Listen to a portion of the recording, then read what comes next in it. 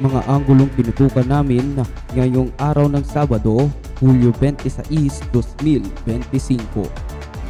Articles of impeachment laban kay VP Sara unconstitutional daw ayon sa Korte Suprema.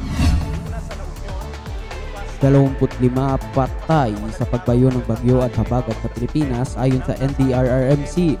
Iba pang update, tutukan. Truck nahulog sa nasirang tulay sa Cavite. Manila LGU naka-high alert sa posibleng pagdami ng pasyente dahil sa baha. Acting Mayor Baste Duterte patungong Singapore ayon sa intel ng Bureau of Immigration.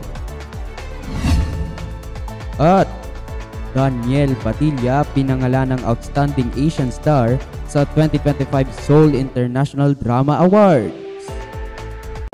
Live mula sa RBN News Headquarters, ito ang Anggulo.